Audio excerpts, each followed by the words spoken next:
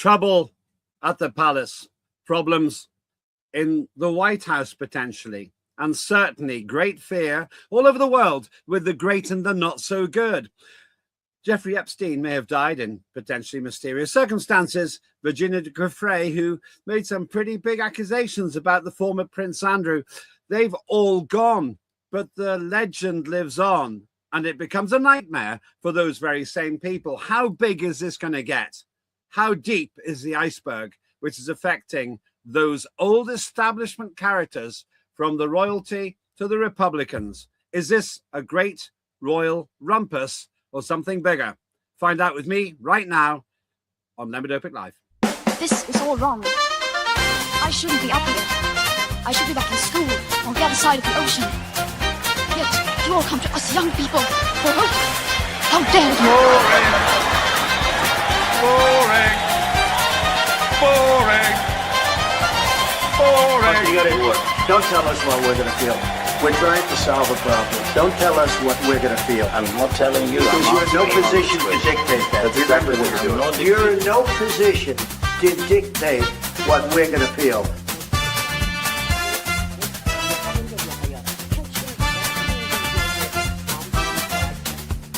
I call again for an immediate ceasefire in Gaza. The return of the sausages. The hostages. Oh, yes, it's getting hot under the collar at Buckingham Palace and perhaps quite tricky on Capitol Hill. Although Jeffrey Epstein died, as I say, in rather mysterious circumstances, he committed suicide, or as some suggest, was suicided. And Virginia Giuffre, who made some pretty stiff claims, so to speak, about the former Prince Andrew, has also passed away, even though she said if it was said that she died of suicide, don't believe it. Their legend lives on. Their words continue to ricochet around the corridors of power, wealth, and influence all over the world. But who's right? Who's telling the truth? And will we ever get to the truth? And what's going on with Andrew, formerly known as Prince, as many people say? He was arrested and he's been released, but under some kind of caution. Now, Prince Andrew has long been accused of not telling the truth. I think I can safely say that without being sued, because if you compare what he said in his infamous BBC interview with Emily Maitlis to the realities that we've discovered in the millions of pages of released transcripts, even though they've been heavily redacted, from the Epstein files, the infamous Epstein files, it's quite obvious that what the then Prince Andrew said to Maitlis diverges rather far from the truth as established in black and white. Now, you could put together a case to claim that all of that has been fabricated. Dream on. Those documents were never meant to be seen by the wider world. And if they were fabricated, surely there'd be a whistleblower by now. And I don't mean the people who are implicated. I mean third parties who'd say, I was there and you weren't there, man. You don't know. That's not happening. Instead, each individual defendant, and I use that phrase in an informal, non-legalistic way, is saying, that's not true what they said about me. So what is going on here? Are these individuals who've been wronged by specious allegations in those millions of pages? Or are we beginning to see a web of intrigue which lifts the lid, draws back the veil on the power base of what you might call rather pompously the Western hegemony, the great and the good, the self and mutually defending individuals who seem to have been enormously motivated by nefarious activities? Now, it has to be explained that Epstein and his shenanigans with women are not why the former Prince Andrew was arrested. He's been arrested because apparently he acted against the public interest by breaking the basic rules, sharing highly confidential information with people who shouldn't have got it. And I stress that because this is not about the sex allegations. We will discuss those on the show today, but that's not what he was arrested for. So what do we learn at this stage? And remember, you can go to the archive, follow us on Unprecedented TV. That's at Unprecedented TV on YouTube. Then you can compare what we say on this show with what transpires in the next 12 months. But I put it to you that things are beginning to tumble. The house of cards of mutual protection by people who never thought they'd be exposed, literally and metaphorically, is beginning to be blown down by the wind of publicity. Dead men and dead women can tell tales. But what are those tales? Joining me now to try to unravel, that's very Freudian, this web of intrigue is Dr. Marcus Papadopoulos. Marcus, good to see you. Hello, Lembit. Thank you for having me back on. I hope I'm not being too dramatic, too red top, front page sensationalist, but it does seem to me that with every passing day, we are discovering more and more and more about the grubby, seething underbelly of a massive establishment all over the world that never thought it would be found out. Indeed. But first of all, Lembit, I would like to make two observations. Firstly, the horrific scandal stemming from the release of the Epstein files doesn't begin with Andrew and Peter Mandelson and doesn't end with Andrew and Peter Mandelson. In the context of Britain, it implicates the entire British state, or as I like to refer to the forces which rule Britain, the entire British ruling elite. And the second observation is this. In Britain, and contrary to what the puppet Starmer has said, the monarch is very much above the law because he or she is immune to both criminal and civil proceedings. I didn't know. Wait a minute. Is that actually in statute? Yes, it is. So if a monarch is suspected of having committed a crime or has actually committed a crime, he or she cannot be arrested. That is written into law. Does that apply to princes as well? No, only to the monarch that applies to. Okay, so you carry on. This is fascinating. So that is why when you hear the likes of Starmer, or when you hear the Telegraph or the Times or the Guardian or Channel 4 News or BBC News saying that no one is above the law in the UK, that is a lie, because, as I said, the monarch is immune to both criminal and civil proceedings. Now, turning to Andrew, it is said by the police and by British mainstream media that he was arrested, and they now say that he has been released. And as you correctly pointed out, he was arrested because of misconduct, public misconduct. However, many years ago, during the infamous interview which he gave, I said to other news channels, why is it that Andrew has not been, at the very least, questioned by the British police? Because if I was accused of what Andrew was accused of all those years ago, then quite rightly, the police would either have arrested me or they would have asked me to come to my closest police station to be questioned. Yet that never happened with Andrew.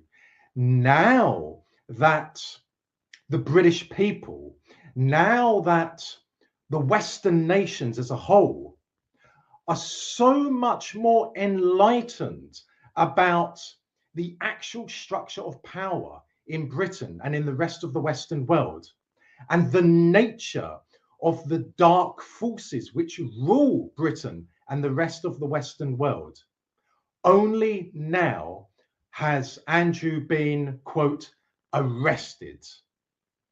It is my submission, Lembit, that perhaps nothing will come of Andrew having been arrested. Or it is possible that Andrew and Mandelson will be thrown under the bus, so to speak, by the British ruling elite, will be described by the British ruling elite as, quote, bad eggs, who did not represent anyone else in British power but themselves. And that would be a way of the British ruling elite trying to kill the fallout from the release of the Epstein files. So in no way am I gobsmacked, to put it crudely, by the arrest of Andrew. No, I will not be fooled, because I know the actual structure of power in Britain, and I know how the British ruling elite exercise that power. Just a word there. The Starmer, Epstein, Mandelson. Epstein, the dead man, was so influential that he nearly cost Starmer his job at the beginning of the week, if you're watching this live. And he staggers on, but clearly damaged. Mandelson did lose his job because of some kind of intoxication with his deep love of Epstein and the lifestyle that he seemed to provide him. It's impossible for me to be sued for saying this because Starmer said it. Mandelson lied and lied and lied. Now, that doesn't mean that Starmer hasn't lied. But on the one side, there has been a massive broadside, a torpedo into the side of the body politic when it comes to the Labour government, at least, because of Epstein. Now, I don't know. I just want to check. Do you feel that Epstein's reach has affected the political side of British life? Yes, I do. The only difference I would have with you, Lembit, is the wording.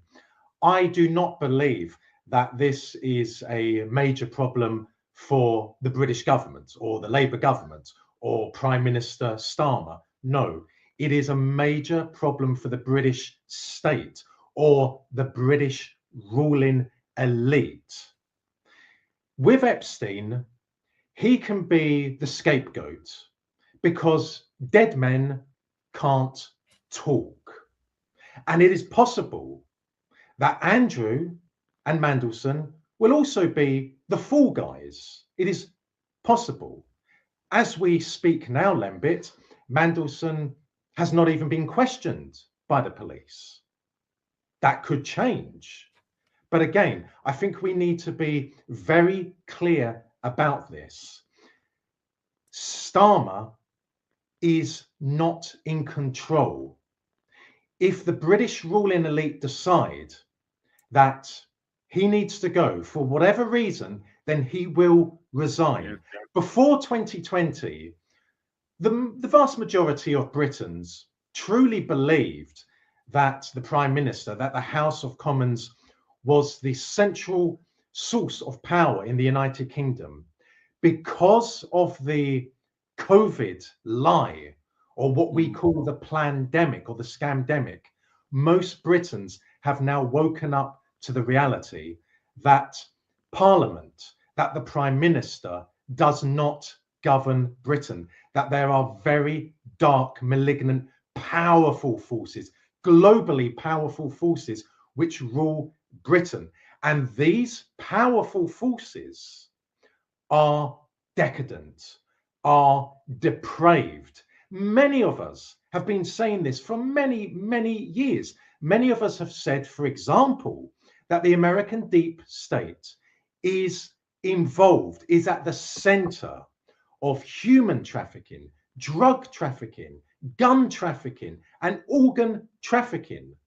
Now, because of how the COVID lie woke so many people up, now people are starting to realize that that is true regarding the American ruling elite or the American deep state. Let's talk a quick word about Epstein. let's talk about him and then move on. Now, he apparently died in, apparently, not everyone thinks he's dead, apparently died in a very high security prison cell while on suicide watch. One headline my team found very easily is this: strangled, not hanged. Doctor who expressed, who witnessed Epstein's autopsy, and it goes on. Now, it's quite convenient that Epstein's dead, because the stories he could tell about the very people you're describing could bring down governments, possibly. I wonder if Epstein himself was a puppet. I very much doubt that he wasn't taking orders. I suspect he was taking orders. I would counsel you not to suggest, if you agree with me, who he was taking orders from. That's above our pay grade for the show today. But I wonder if you think he himself was a cog in a bigger machine. I wholeheartedly concur with your analysis, Lembit. Epstein, let me start again. Suffice to say, Epstein did not sit at the top table. Epstein was a cog, a vile human being, a rancid man, but he did not sit at the top table. He was a puppet. He was, as I say, a cog. And yes, he could have named publicly the most senior people in the world, men and women, who rule the Western world, from politics to civil service to military to the intelligence community to the police to the media to banking to the financial elites, and so on and so on. Will we ever know how he truly died? Of course we will not know how he truly died. But as I said moments ago, he's being used as a fool guy, because dead men can't talk. No different to Jimmy Savile. And I am not, of course, alleging that Jimmy Savile died as a result of foul play. But in Britain, he is the fool guy. Everything is pinned on him. He was a bad egg. He was a rotten human being. Well, yes, undoubtedly he was, but he did not sit at the top table. He was a puppet. He was a cog. And yes, he could have named the puppet masters. And that would make him quite a big target, to be blunt. Stay with us. We're only halfway through. You're watching me, Lembit Öpik, here on Lembit Öpik Live on Unprecedented TV. Please do like and subscribe. Go to @Unprecedented TV. It's all free, and you'll get a cornucopia, a massive store of stories, programs, and some entertainment too. It's not all that heavy. And you'll also be able to compare the predictions we've made in the past with what's happened now. Another great series you've got is Tim Scott Uncancelled. That's Tim Scott Uncancelled. He is the head of the Freedom Association, and he does news reviews from the papers so that you don't have to read them.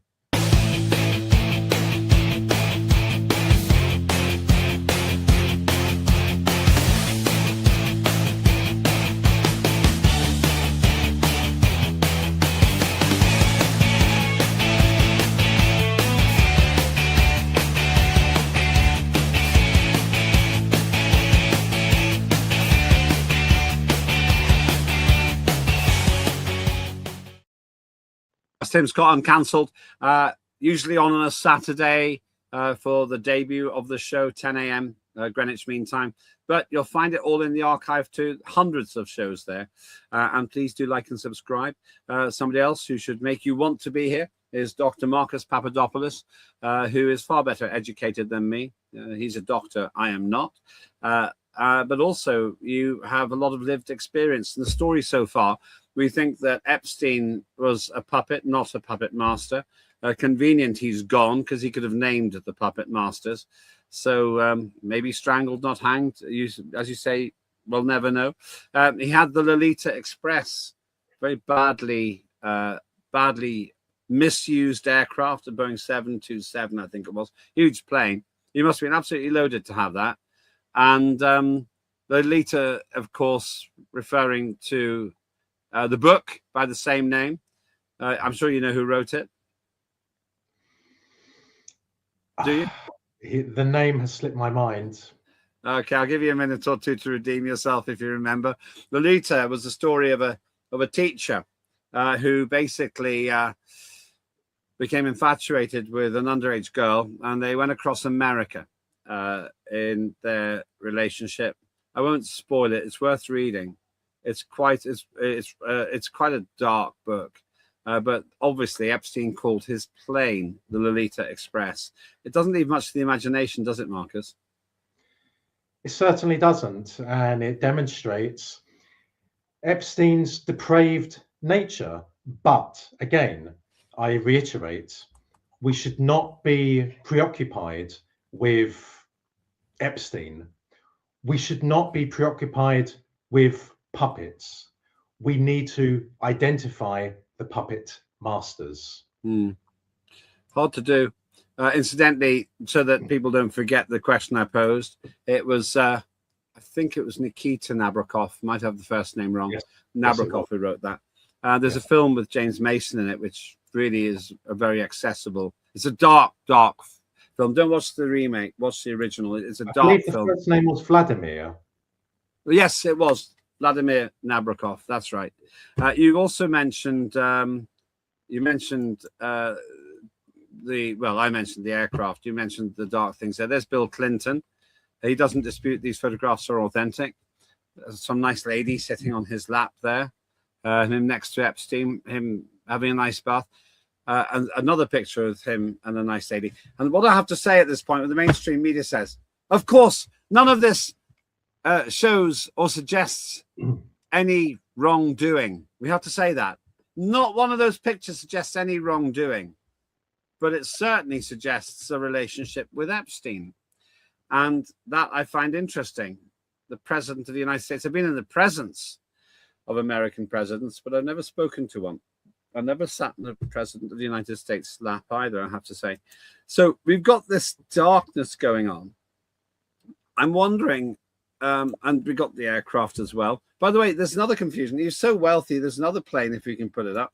It wasn't just that one. Yeah, there's the other one. It's a Gulfstream. This guy had money from somewhere coming out of his ears. This guy seemed to be limitlessly wealthy, and he knew all these people. But you still don't think he's the core culprit here. Let's talk. Go on. Not at all. No, not at all. I believe, as I said earlier, that he was a vile human being. He was a procurer of children for the rich and the powerful in the world, in particular in the Western world. And let me say one more thing, Lembit. You bring up Bill Clinton. Well, let's just focus on Clinton and his presence in the company of Epstein. It is safe to assume that both the FBI and the CIA were aware of Epstein's dark nature in relation to underage girls. It's safe to assume that. So I'm going to interrupt you a bit just because we're moving at a frightening pace in terms of time. I say this rhetorically. I am very, very, very, very surprised that Epstein, with his depravity, only procured girls and women. Why isn't there a single man or boy involved in his procurement tactics, given that a number of the people who he was pleasing, or let me put it this way, a number of people with whom he consorted may have had different tastes. I put that out there. It's rhetorical, but I predict that that's going to become a story as well. Please do carry on. Yes. So if we can safely assume that both the FBI and the CIA were aware of the depraved nature of Epstein, why is it that they did not convey that to Bill Clinton?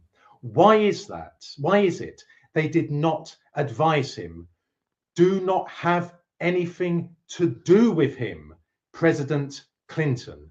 Now, there's either two ways we can look at it. The first way is that both the FBI and the CIA failed to communicate that to Clinton, or they did communicate that to Clinton and he ignored that. So which one is it? Well, let's be clear. It's obvious he consorted with Epstein. That's Bill Clinton. He said, I think he said he'd been on the plane several times. I think it's 17 times. It's quite a lot. If you'd flown on it with an airline 17 times, you'd say, yeah, I'm quite familiar with the airline. Epstein, the Lolita Express, he was quite familiar with that.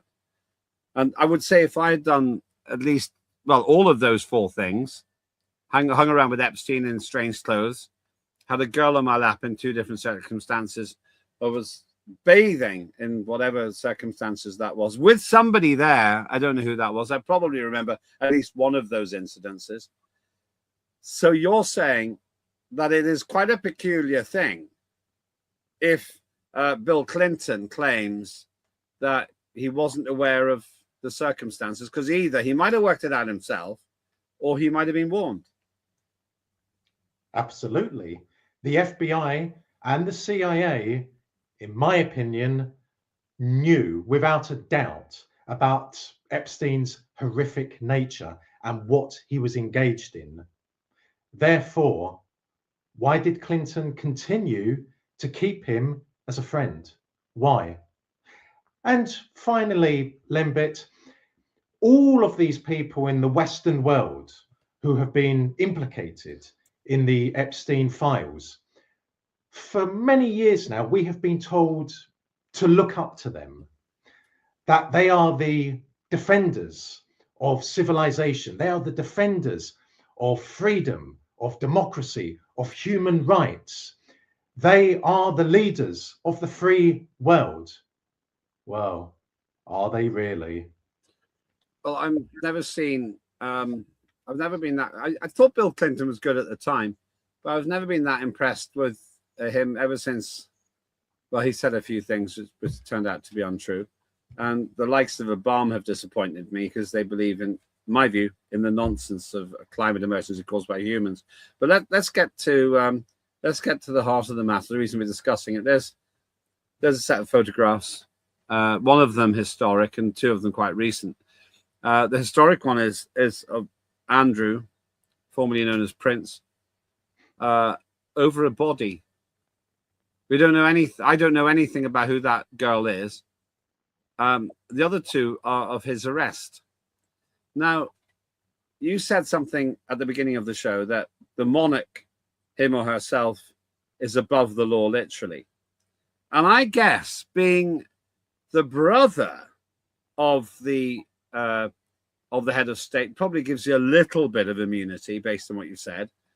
But Andrew has now stopped being protected by King Charles, as far as I can tell.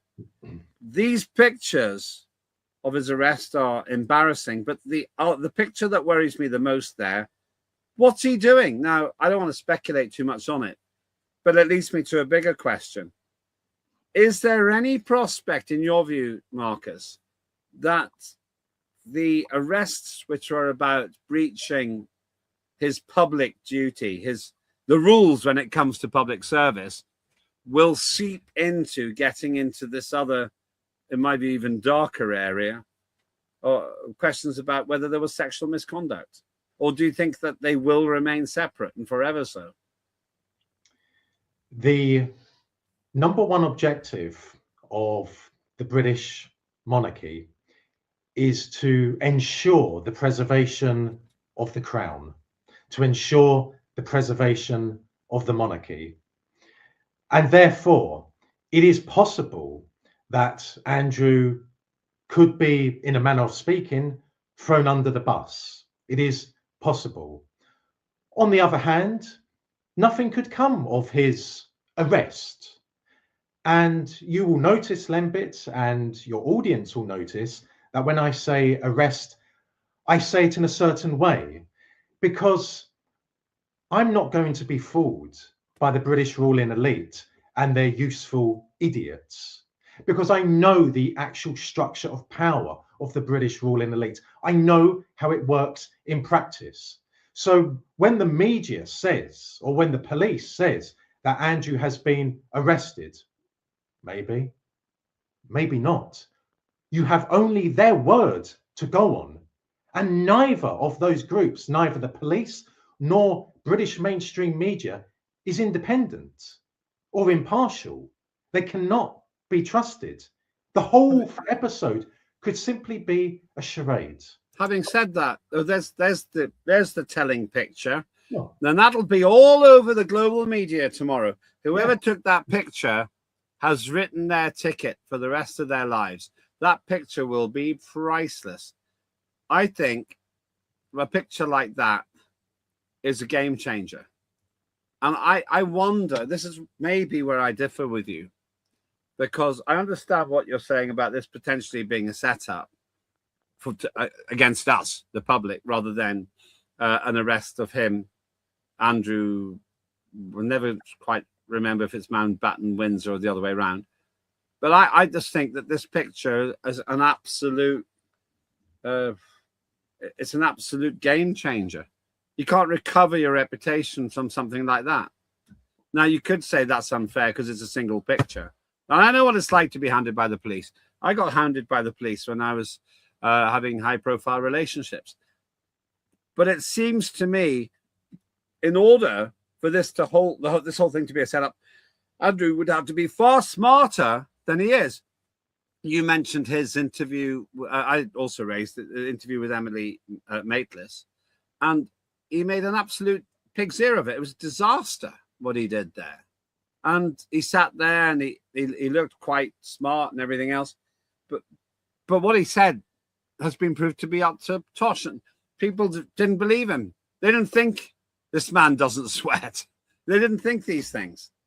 He's not smart enough to be part of a conspiracy, Marcus. Off the top of my head, I believe that interview was conducted in 2019. Yeah. For the top of my head. Something like that, yeah. 2019. So why is it, nearly 7 years on, that he has only just now been arrested? Why is that? Because we couldn't, not we, no one could get to the data. Because what's happened is a dark, seething, shocking, obscene treasure trove. And after we're off air, I'll tell you some other things that I don't even dare share on air yet because the team hasn't had a chance to check it. But this treasure trove was never meant to be exposed to the world. And due to a decision by Donald Trump, for whatever reason, he was forced into doing something he promised to do, and then he backtracked on. I think it's because essentially we've got into the secrets of the mind of Epstein. Yes, but there's no reason as to why the police should not have questioned him, not arrested him back in 2019. At the very least, they should have questioned him. Why didn't they do that? I think we both know, Lembit, that if you or I were accused of what Andrew was accused of in 2019, we would have been questioned by the British police, and rightly so. But he wasn't. I believe, Lembit, that when it comes to the British ruling elite, all that we see is a facade. The British ruling elite, amongst other things, is the most devious, the most duplicitous of ruling elites in history. And yes, I put my name against that statement. They are the most devious and the most duplicitous in human history. And there's nothing that they are not capable of doing. A photograph of Andrew in a car, it doesn't mean anything to me. Let's see, Lembit, if anything will come of it. Let's see. I think this is one of the areas. Sometime we'll go for dinner and compare notes on this. I'm, for whatever reason, more sympathetic to the establishment of the royal family than yourself, and I'm willing to share the reasons on another occasion. I know that you have a venomous dislike of the royal family. It's not because you're petty. It's because you have a strategic concern about it. In terms of the facts, then, you know, he did this interview, and then other things have come up. He said he never remembered. That's the picture, the infamous picture. That's Virginia Giuffre. I can't remember how to say her name. The one who said, if they say it's suicide, it's not. And he never remembers ever meeting her. Never remembers it. Never remembers it. And so I put it to you, there's another way of explaining it. That Charles, who arguably you could say is an honourable man, you might not think that, but you could say he's an honourable man, has been relentlessly embarrassed by the antics of his brother. And the fact he came out after the arrest saying that the law must take its course is actually a statement in favour of the very thing that you're saying, in favour of the British establishment being under the spotlight, however we got here. Now, you're not buying that. No, not at all. So for example, the attacks on Christianity that we see in Britain, why is it that Charles has, like his mother before him, why is it that Charles has never condemned the attacks on Christianity? Why is it he hasn't even expressed sadness at the decline of Christianity in Britain? Someone could say, oh, Marcus, it's because it's a constitutional monarchy. Okay, then why is it he talks openly about his support of Ukraine? Why is it he talks openly about the need to save the world from, quote, climate change? Yet he says nothing about the attacks on Christianity in Britain. He says nothing about the attacks on British culture in Britain. He says nothing about how on a regular basis Britain's maritime waters are being violated by illegal immigrants. He says nothing about that, like his mother before him. So why is that? And let's get to, I'll leave that one for the audience to consider. Do have your say. Go to Unprecedented TV on YouTube, or you can put your comments into X. I'd be delighted to have a chat with you there as well. I put it to you, though, that the elites, the royalty in other countries are suffering too. And there's one of them, Bill Gates. And he's been accused. Well, it's been said that he's up to, well, let me just read it to you. One of the headlines: Bill Gates denies Epstein email allegations involving STDs, sexually transmitted diseases in Russian women. The allegation he's denying is that he wanted to secretly dose his wife with antibiotics because he feared he'd given her a sexually transmitted disease due to being with Russian women. Now, Bill Gates adamantly denies that this happened. They all deny all these things happened, the things that have been cited in the reports. We focused on Andrew, formerly Prince Andrew. It seems to me what you said about the British royal family could be applied to the Gates royal family, royally rich, and a whole bunch of other royal families, the Clinton royal family. It seems to me that for some reason, I don't know if this is me being conspiratorial, for some reason, all of these massive families, these massive power bases have all been brought together by Epstein, and they're all shipping water. They're taking in water, which is what happens when a ship is sinking. Well, let me just make one point, Lembit. Bill Gates descends from the British royal family. Does he? Yes, he does. How? It's in the public domain. The bloodlines are the same. He descends from the British royal family. That is why I believe in 2005, the Queen bestowed on him an award which officially is only reserved for British citizens. Yet she gave him an award. I can't remember off the top of my head what the name of that award was, but I'm very, very confident it was in 2005. But yes, from the British royal family. And in the few minutes we got left, we won't be able to check it. That's fascinating. If that's right, that adds grist to the mill here. But many members of the American ruling elite, or as Trump says, the American deep state, descend from the British royal family or the British aristocracy. So, for example, the Bush family descend from the British royal family. George Bush Jr. Is a cousin to Charles, and of course, when the Queen was alive, when Elizabeth was alive, they were cousins, distant cousins, but nonetheless, the Bush family is related to the British royal family.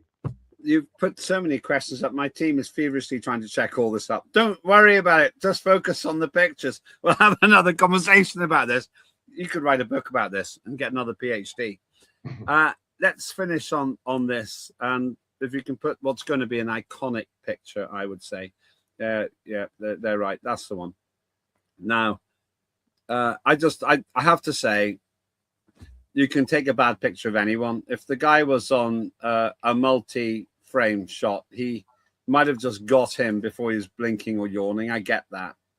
But I have no doubt, I make a prediction that the media will feast on this picture for years, whatever happens. That will be splashed across more front pages than any other picture, if you're watching this live, more or less when you're watching this show.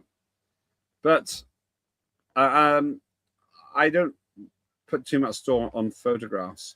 I do put a lot of store on spirituality, and those who know me well know I have a strong view that there is something demonic going on in the world right now.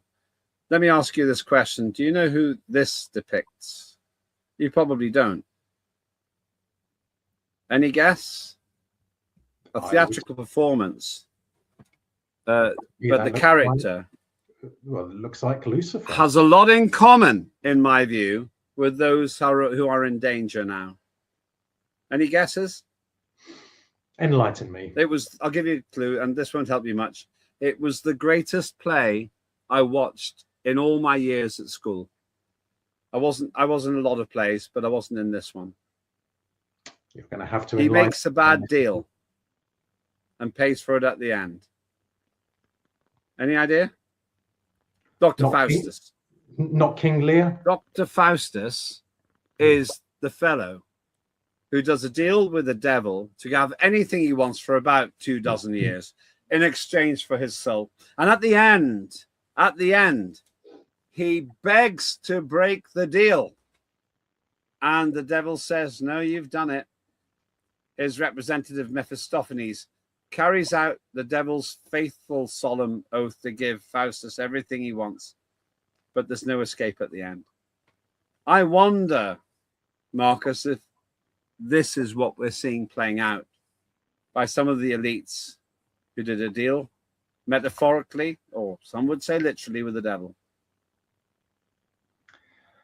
I agree, Lembit. I believe that what we are seeing in the Western world, in other parts of the world, is satanic. I don't believe there's any other rational explanation for what we are seeing. And of course, these satanic people in the world who have immense power, immense wealth, are able to tempt ordinary people into, metaphorically speaking, getting into bed with them. Well, once you get into bed with evil, there's no getting out. You can't just say, oh, I'm leaving now. No, evil will decide when you leave, if indeed it will allow you to lead. So the moral of the story is, do not succumb to the temptation of evil. Be true to your soul, be true to your morals, be true to God, be true to Jesus Christ, and stay away from the decadence that is wealth and materialism and all the other decadent, indeed depraved pursuits that so many people are now pursuing in life. Always good to speak with you. Thank you so much. That's Dr. Marcus Papadopoulos. You don't have to agree with his or indeed my spiritual views, but I'll leave you with this thought.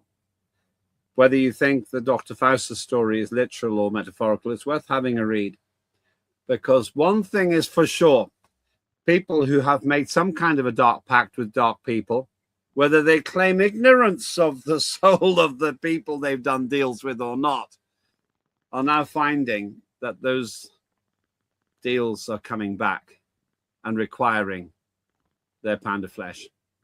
Those deals are now being repaid, whether the people who did the deals wanted to or expected to or not.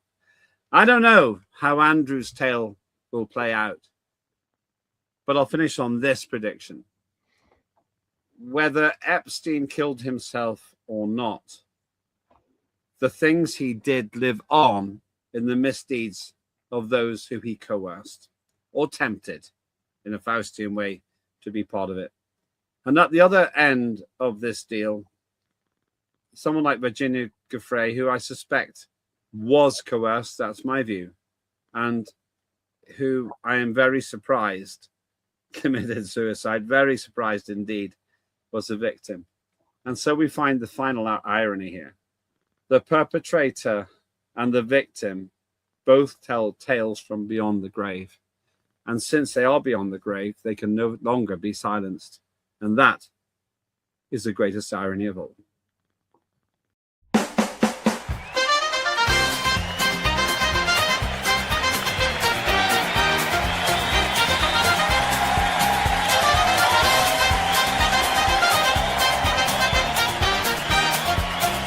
Immediate ceasefire in Gaza. The return of the sausages.